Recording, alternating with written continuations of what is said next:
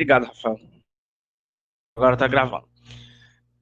Sim, e com relação a, a como a ciência se tornou essa produtora, essa detetora de verdade, é interessante a gente pensar que grandes crises na humanidade, elas geram um científico e tecnológico muito grande, né? Esses dias eu estava assistindo uma palestra organizada aqui no IFPE, no Encontro de Pesquisadores, e um dos caras que palestrou foi o diretor do LICA. O LICA é o Laboratório de Imunopatologia da Universidade Federal de Pernambuco, e o professor que palestrou, ele está diretamente ligado às estratégias estaduais de combate ao Covid, né?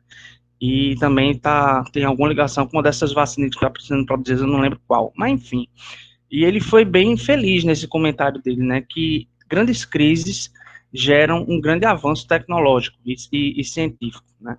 Então eu fiquei pensando, primeiramente, que o contexto que a gente está estudando, que é o surgimento mesmo da ciência moderna, no século XVI, ele foi gestado, a sementinha foi plantada na grande pandemia do século XIV, né, que foi a pandemia da peste negra, né? E é interessante a gente pensar, por exemplo, aí já é realmente curiosidade, que durante a peste negra, alguns cientistas que já estavam se afastando da igreja perceberam que a igreja foi uma grande culpada dessa pandemia da peste negra. A peste negra foi uma pandemia de peste bubônica, que é causada por ratos. E na Europa, na Europa no fim da Idade Média, ainda no século XIV, a Igreja Católica começou a propagar a ideia de que os gatos tinham um pacto com o demônio, era um bicho satânico, né? Então as pessoas da Europa começaram a matar gatos. Enfim, a população de gatos na Europa foi quase dizimada, gato doméstico, tá? Então, com essa dizimação dos gatos, os ratos fizeram a festa, literalmente. E essa quantidade de ratos que aumentou na Europa fez com que a peste bubônica circulasse livre e gerou-se essa grande pandemia que durou mais de 10 anos e matou 2/3 da população europeia, né, isso no século XIV. A partir disso, né, começou-se a estudar formas de combate, de cura, de prevenção dessa, dessa doença. Então, a peste bubônica foi um dos gatilhos para essa revolução científica a partir do século XVI. Não, mas foram 2 séculos depois. Beleza, foram 2 séculos depois, mas eu estou falando aqui do fim do período medieval, né, onde os avanços, as conquistas não eram tão rápidas assim, né?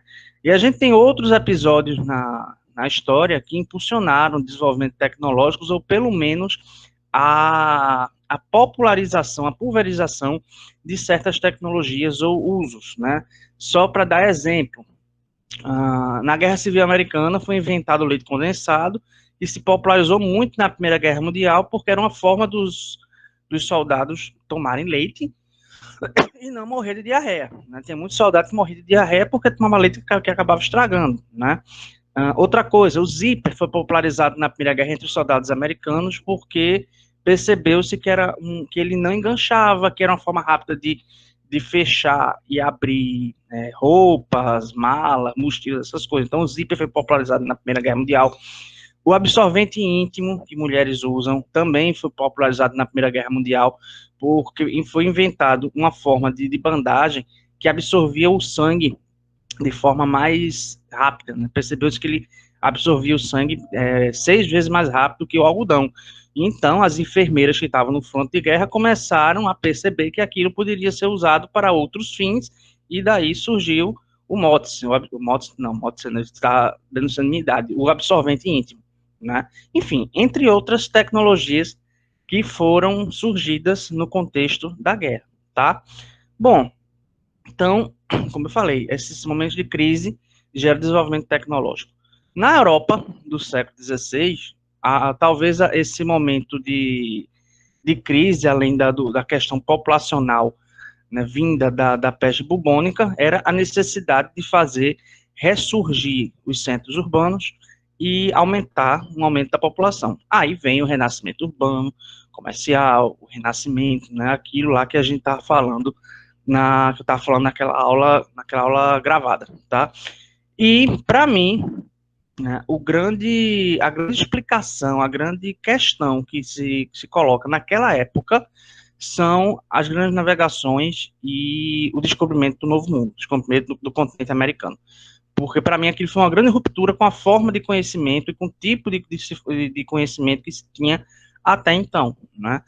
As grandes navegações foram empreitadas que exigiram muito estudo, muito desenvolvimento de tecnologia náutica, né, tanto de desenvolvimento de navios mesmo, quanto tecnologias paralelas, como cartografia, é, instrumentos náuticos, como bússola, astrolábio, etc. Né? E também a questão da descoberta do Novo Mundo, aquilo provocou uma grande ruptura, porque a tradição de conhecimento na Europa era muito aristotélica ainda, muito grega, né? O conhecimento aristotélico é um conhecimento feito por analogia. Então, você conhece algo comparando com algo que você já viu, com o que você já conhece. Então, o novo sempre tem que ter comparação com algo que você já tinha conhecimento. É um conhecimento por comparação, por analogia. Sendo que os animais, as plantas e as pessoas que foram encontradas no continente americano, quando da chegada dos europeus, não tinha nenhum tipo de padrão de comparação com aquilo que a Europa conhecia. A vegetação era completamente diferente, as pessoas eram diferentes, os animais eram completamente diferentes, até o clima era bem diferente do que aquilo que o europeu estava acostumado. Então foi necessário conhecer aquele continente do zero. Então, por isso que eu falo que é uma grande ruptura com o medieval. É a forma de conhecer o continente americano. Então, com os colonizadores, sejam eles portugueses, espanhóis, britânicos, lá em cima, na América do Norte, franceses, sempre vieram grandes expedições com cientistas, para que eles conhecessem, produzissem conhecimento novo sobre aquela região, para facilitar, inclusive, a dominação. Então, foi necessário estudo sobre as plantas, sobre os animais, sobre os rios e seus cursos, né, onde os rios desaguavam, onde nasciam, sobre as pessoas. Né? Aqui no Brasil, por exemplo, talvez fosse impossível, muito difícil a colonização ter se efetivado se o padre Antônio Vieira não tivesse escrito uma primeira gramática da língua tupi-guarani, porque com essa gramática foi intensificada a forma de se comunicar com os indígenas. Então, naquele momento é um momento de grande boom de conhecimento, certo? Tanto do que conhecer, como do como se vai conhecer. Então, esse contexto que se alia o descobrimento do Novo Mundo e, e as grandes navegações, né, é o mesmo contexto de outros grandes eventos na Europa que também provocaram uma reação intelectual, que é o Renascimento e a Reforma Protestante. Né? O Renascimento, por motivos óbvios, a gente vê que é uma inovação muito grande no campo da arte e da estética, que se desdobra para a arquitetura e para a engenharia, né? E a Reforma Protestante, eu considero importante por duas coisas. Primeiro, pela, pela quebra que se faz com o paradigma medieval de que o homem é uma marionete de Deus. Né? A partir de agora, dos protestantismos, o homem se vê como um indivíduo com autonomia, certo? Deus está lá, está observando ele, está vendo o que ele vai pagar depois da morte para os seus erros e tal, certo? Então, isso dá um sentimento de autonomia e liberdade maior para o ser humano. E uma coisa que eu acho muito importante nessa reforma protestante é que um dos principais paradigmas dela é a livre interpretação da Bíblia. Acho que quando a gente estuda a reforma protestante, o professor sempre fala isso. Né? Na Igreja Católica, no catolicismo medieval, só quem lia a Bíblia era o padre, as missas eram realizadas em latim, e o povo lá ficava só balançando a cabeça. O protestantismo é contra isso, e ele pregava, nessa época, a livre interpretação dos textos bíblicos. Então, para que os fiéis pudessem ler e interpretar o texto bíblico, foi necessário, primeiro, traduzir as Bíblias para as línguas nacionais, né, a Bíblia em latim ou em grego, né. Martim Lutero foi um dos caras que começou esse movimento, né, ele traduziu a Bíblia para o alemão, né, então surgiram outras traduções dos textos bíblicos em outras línguas nacionais na Europa, e o letramento da população. Então, nos países que adotaram as religiões protestantes como religiões oficial, pelo menos majoritária, o nível de letramento era muito maior do que em países tradicionalmente católicos como Portugal, Espanha ou Itália, né? Então, países como a França, o que a gente chama hoje de Holanda, a Inglaterra, todos eles tiveram um nível de letramento muito grande por conta da reforma protestante e do estímulo que se fazia à leitura, né? Então, enfim, aquele blá blá blá todo da aula passada foi para a gente perceber que como uma série de acontecimentos, de fatos históricos que estão encadeados, né, eles promoveram o desenvolvimento científico, tecnológico e intelectual daquela época, né? Isso não se perde, isso vai continuar ao longo dos séculos, até que no século XIX a ciência vai ganhar o status que ela tem hoje, né? Ela vai se tornar um conhecimento totalmente independente da religião, enfim, em alguns casos até independente da filosofia, o que eu praticamente eu acho absurdo, mas enfim.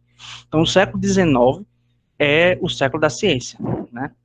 Bom, enfim, com isso, né, aí eu volto para o outro assunto que eu queria tratar com vocês. Esse período da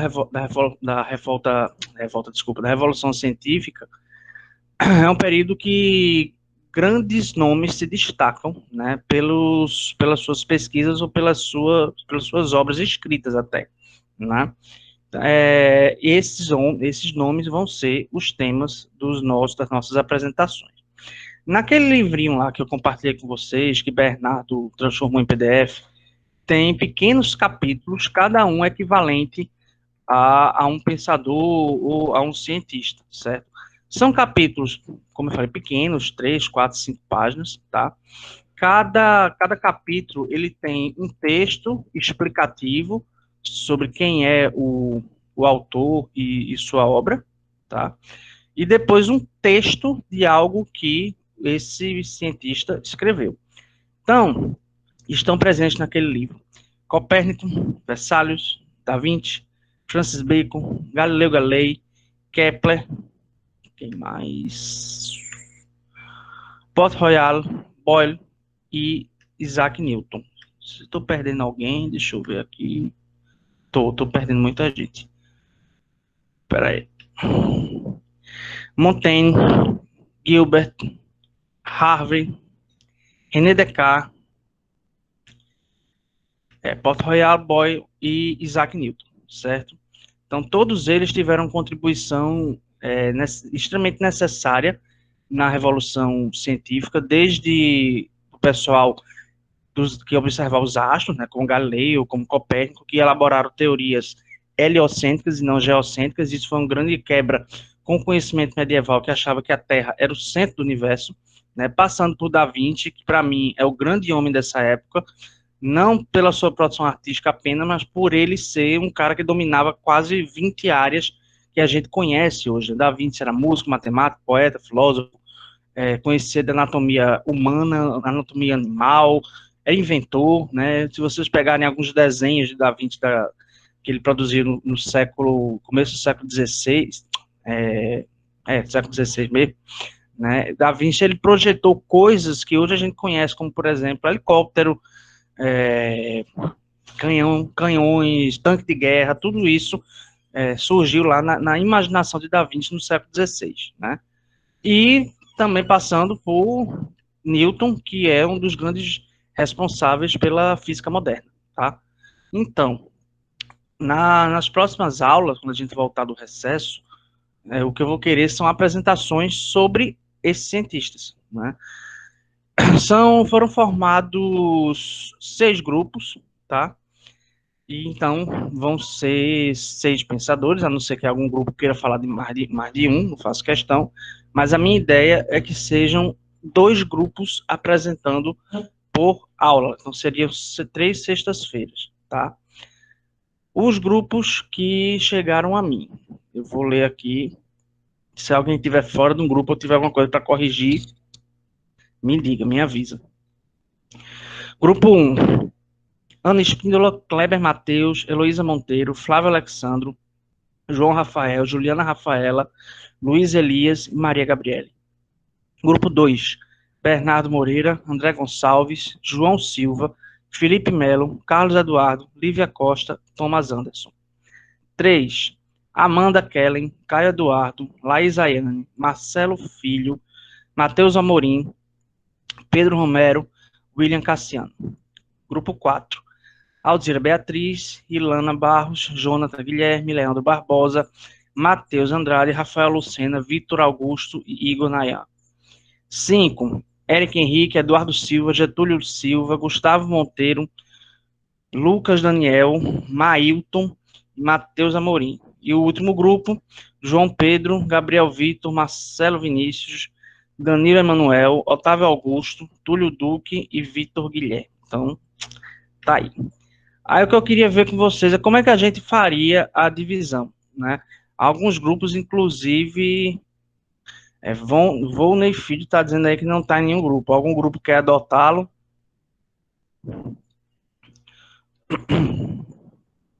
Volney, se você não se encaixar em nenhum grupo, fala comigo no WhatsApp no fim da aula, beleza? Sim, então eu queria ver com vocês se vai ser necessário eu fazer um sorteio ou se os grupos vão se manifestando dizendo qual cientista quer ficar, qual cientista quer falar, né? Alguns grupos, acho que foi, peraí, deixa eu ver aqui de novo. Eu acho que Heloísa falou comigo, foi. Se ela tiver aí, por favor, se manifeste. Acho que a Heloísa tinha querido ficar com Newton ou foi com Galileu. Tu tá aí, Heloísa? Tô assim, professor, foi isso mesmo. Foi isso mesmo, né? Pronto. Eu imaginei que outros grupos iam querer, né? Por motivos óbvios e tal. Mas se não houver contenda, por mim, a gente pode escolher. O grupo de Heloísa já pode ficar com o que era escolhido, depois a gente faz a divisão para os outros grupos. Então, como é que vocês pretendem fazer? Sorteio ou autoproclamação aí dos grupos? Pelo menos uma Sorteio, pessoa de sorteio, cada sorteio. grupo podia. Quem foi para o sorteio? Rafael, né? Sorteio, sorteio. Caos. Caos.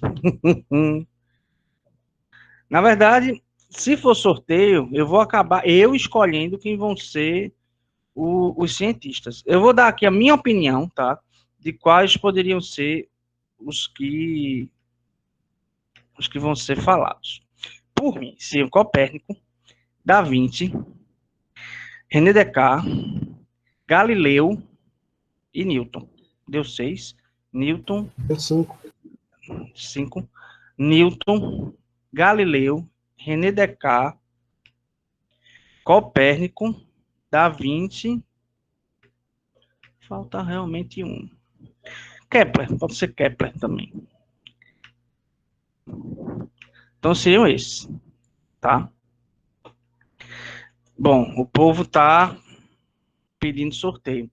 Então, beleza. Eu vou fazer o sorteio da forma mais artesanal possível. Papelzinho.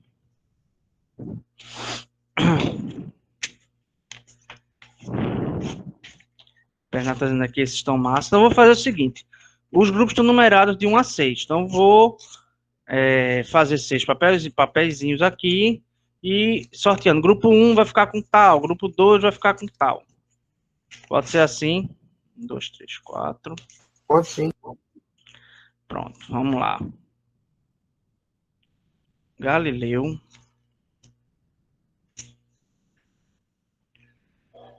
Newton.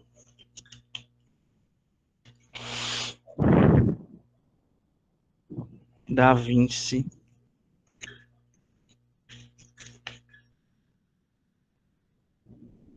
Kepler.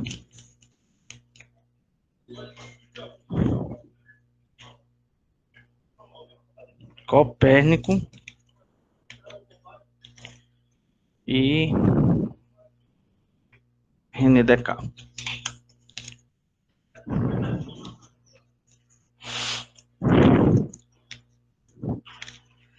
Bom, então aqui os papéis na minha mão, tudo dobradinho,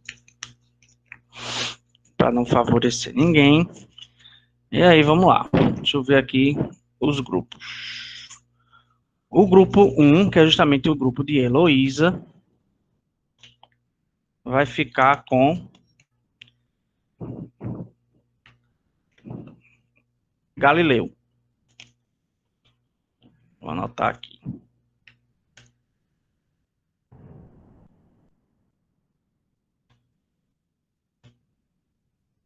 Ah, outra coisa. Daqui a pouco a gente define as datas também, tá? Mas por mim, a gente seguiria essa ordem aí dos grupos. O grupo 2, que é o grupo de Bernardo, André e tal, vai ficar com Isaac Newton.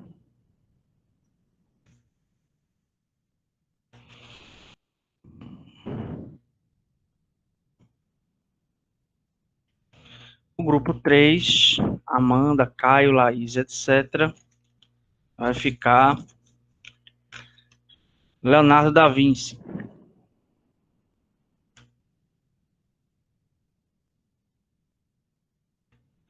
O grupo 4, grupo de Alzira,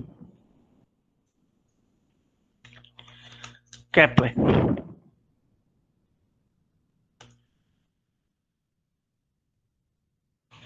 Cinco, grupo de Érica, Eduardo, Getúlio, etc. Copérnico.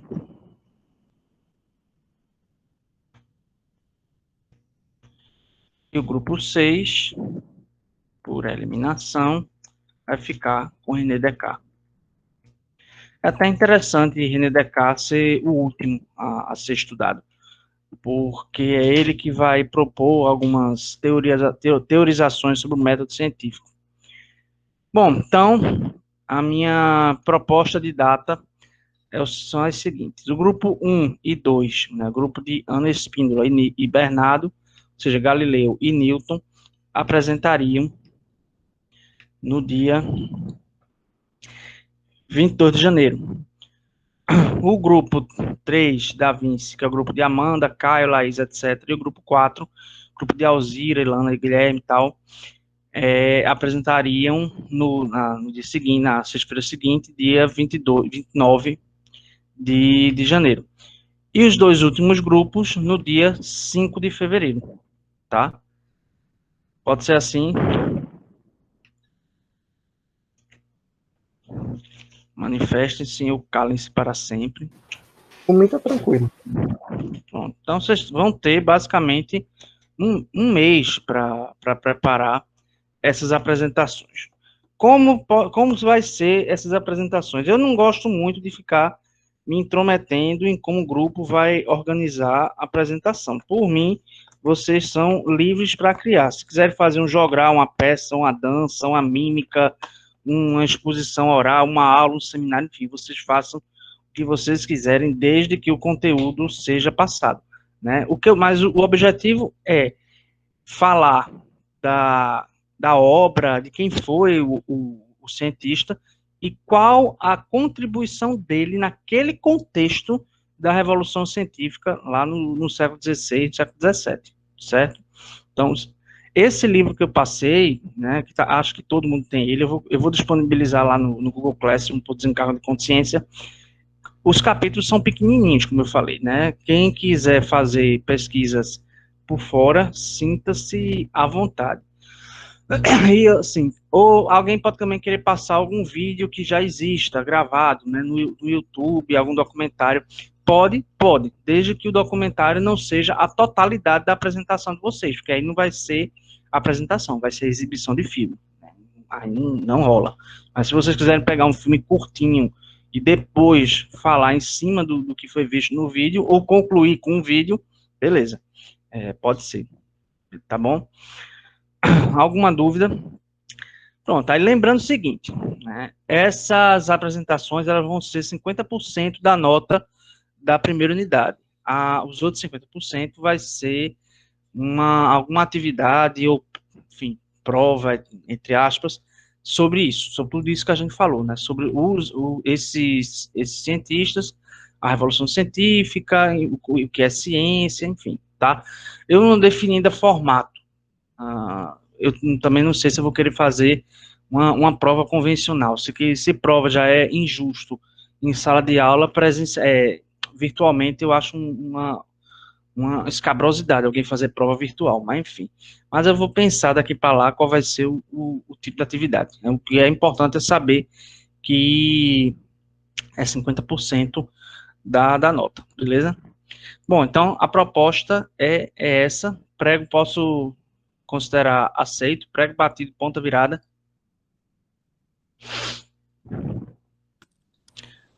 Pode sim. Pronto, beleza. Sim, pode. Tá. Se vocês forem pesquisar material à parte, quiserem me mostrar para eu ver se é um material digno, vocês podem mandar para mim, que eu dou uma olhada, dou uma lida, enfim, e digo se presta ou se não presta. Beleza? Bom, então, com relação ao que foi visto, estudado até aqui, vocês têm alguma dúvida, algum comentário, alguma sugestão, alguma coisa que queiram aprofundar, contestar, algum assunto que queiram acrescentar? Porque, como eu tinha falado, essa aula também seria para tirar alguma suposta dúvida. Né? Só queria perguntar, professor, se todos o que, se eu me lembro bem, em uma das últimas aulas, o senhor falou que os navegadores eram considerados cientistas. Aí, foi isso mesmo que o senhor falou? Não necessariamente, quando você fala os navegadores, são os marinheiros mesmo, o pessoal do trabalho pesado. Não, era isso que eu queria perguntar, se eram os capitães que Sim. eram considerados cientistas. Né, quando eu fiz essa analogia, eu estava me referindo aos grandes líderes de algumas das principais navegações, né, como, por exemplo, Cristóvão Colombo, que chegou nas Américas em 1492, Américo Vespúcio, em 1502, certo? Eles são considerados cientistas não por conta apenas de ter liderado a viagem, mas por conta das coisas que eles produziram depois. Né? Por exemplo, Américo Vespúcio, ele esteve aqui na América, acho que 3 vezes, se não me engano, e sempre que ele vinha, ele produzia um relato, né, bem detalhado de viagem. Esses relatos, ele tinha informações que foram extremamente necessárias e úteis para o conhecimento sobre o continente americano, principalmente lá na parte acima do Caribe. Então, são essas pessoas, né, que têm uma contribuição científica naquela época, não todos. Por exemplo, Pedro Álvares Cabral, que chegou aqui no Brasil, não deixou nenhuma contribuição escrita extremamente valorosa, né? Mas já o seu escrivão oficial, Pero Vaz de Caminha, ele escreveu a primeira carta sobre o Brasil, e também é um documento extremamente rico sobre o que foi encontrado aqui, principalmente o que diz respeito aos povos indígenas. Então, foi nesse sentido que eu falei que os navegadores eram considerados cientistas, né? Os navegadores que fizeram algum registro, alguma produção escrita, intelectual sobre aquilo que eles estavam vendo, não os marinheiros, né? Até porque muitos desses marinheiros eram pessoas muito comuns, pessoas que eram recrutadas só para aquilo, né? Eram chamados mercenários, que ganhavam dinheiro só para aquilo.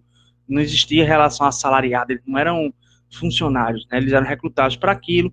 Né? A maioria deles, muito provavelmente, eram iletrados, não sabiam ler nem escrever. Então, o marinheiro, ele era um homem comum, né? O líder das viagens é que tinha uma formação intelectual, escrita diferenciada, mas o marinheiro comum, não. Né? Inclusive, esse é dos marinheiros que se tinha, na época, alguns relatos bem folclóricos sobre o que é que eles achavam que iam encontrar no oceano, ou então nas terras descobertas, né? Como, por exemplo, gigantes, homens sem cabeça, que a cabeça era no peitoral, né? Ou então criaturas com as mãos e pés grandes, enfim, seres mitológicos, né? Então, esse imaginário popular, totalmente descendente do período medieval, estava muito mais presente no marinheiro, que era um homem mais comum, do que nos grandes navegadores, que chamavam de grandes navegadores. Né? Respondido? Respondido, professor. Obrigado. Nada? E aí, mais alguém?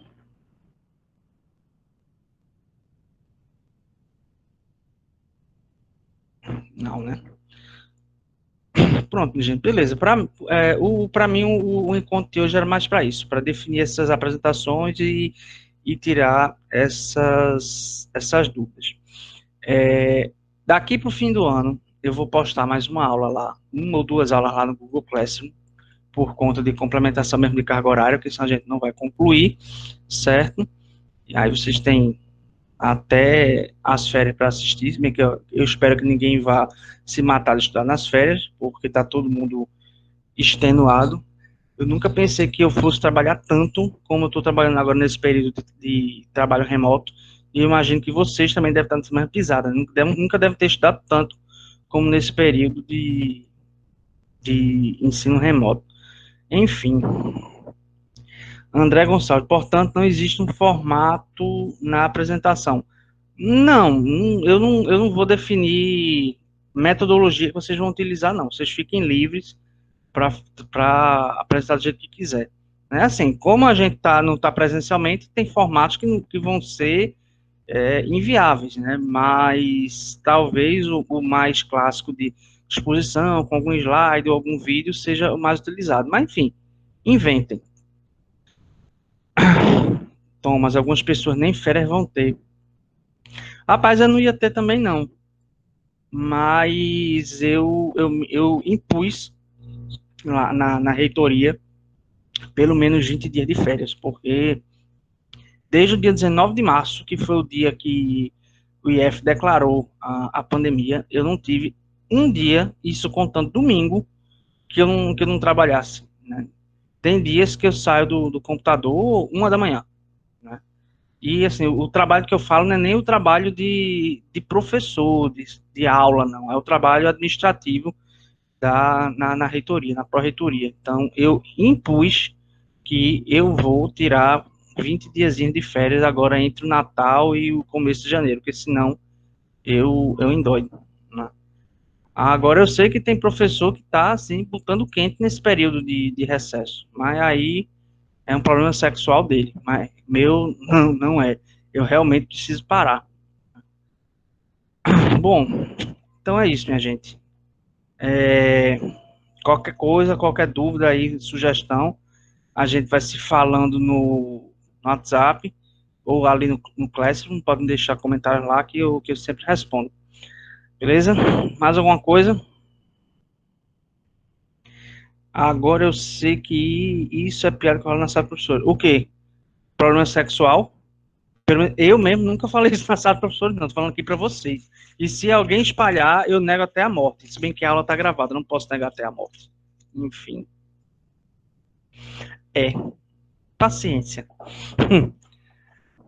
Bom, minha gente, então, beleza. Daqui a pouco eu posto esse vídeo lá no Classroom junto com o livro guia para o seminário e para as apresentações de vocês, beleza? Valeu, bom dia, né? Não aglomerem, usem máscara, usem álcool, boas festas, né? Saúde e, se puder, descanse. Vocês estão precisando descansar. Valeu. Vai lá, tanger o gado, vai. O gado tá precisando ser tangido, tá muito solto.